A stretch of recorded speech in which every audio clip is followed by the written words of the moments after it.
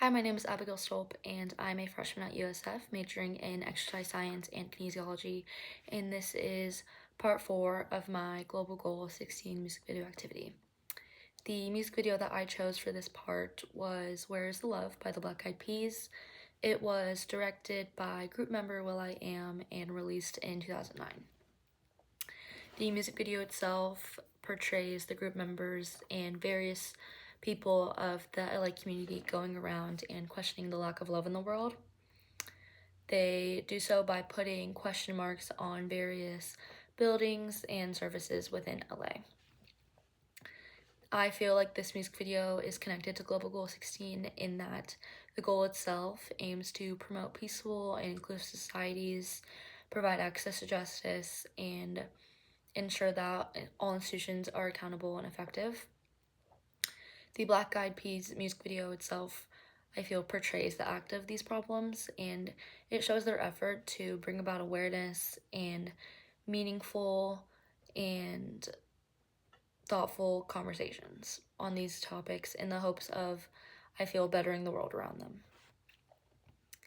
One term that I felt from the book that was portrayed within the music video is the word proximity. The word proximity I would define as nearness, specifically in space, time, or relationships. This word I found on page 188, and within that same page, the book defines it and gives an example of the word in that we know our next door neighbors better than our neighbors down the road, and we are more likely to become friends with classmates or coworkers that we see more often than those we see rarely or at all, or not at all. The Black Eyed Peas are shown traveling together in a van, performing and spreading their message as a group, which is an example of proximity itself. Specifically, on 2 minutes and 41 seconds, they are depicted performing together while a group of neighborhood kids follow their van and to watch them perform. I feel like this highlights their shared action and physical closeness within the community. The second word that I found was portrayed within the music video was the word peer. I would define this word as a person of the same status as another person. This particular word was found on page 200, and within the same page, the book defines it in that people who are equals, and specifically people that have the same amount of power as each other. The book gives the example of bosses or professors, in that bosses and professors have more power than regular people and they're considered to not be peers. Throughout the music video, it features diverse groups of people, specifically on timestamp 3 minutes and 45 seconds. It shows people from different racial and ethnic backgrounds that are side by side.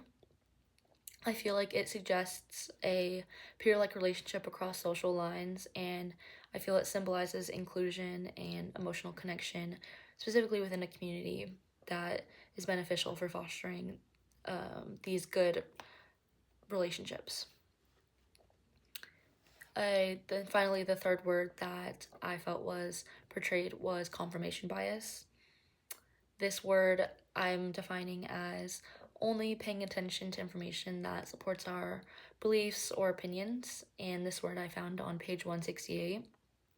Again, within the same page on 168, the book gives the example in how to define it, in that suppose when you listen to a radio show for information on US immigration policies, if you were to prefer a conservative approach to immigration, you might consider Ben Shapiro a more credible resource, and if you prefer a more liberal approach, you might consider Rachel Maddow as a more credible resource and listen more to what each person that supports your beliefs has to say. On timestamps 2 minutes and 57 seconds and 3 minutes and 2 seconds, the video itself flashes images of TV screens and chaotic news content.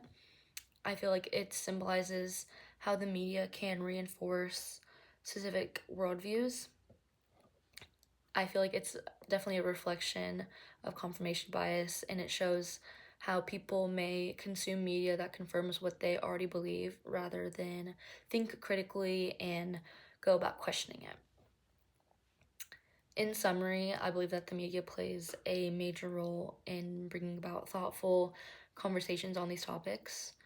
I found it interesting how the media's role in these conversations has remained impactful, such as the Black Eyed Peas music video was released in 2009, and the music video that I chose, The Heart Part 5 by Kendrick Lamar, was released in 2022. Yet, even though there's a major jump in time, both instances, the media is being used to shine light on these issues.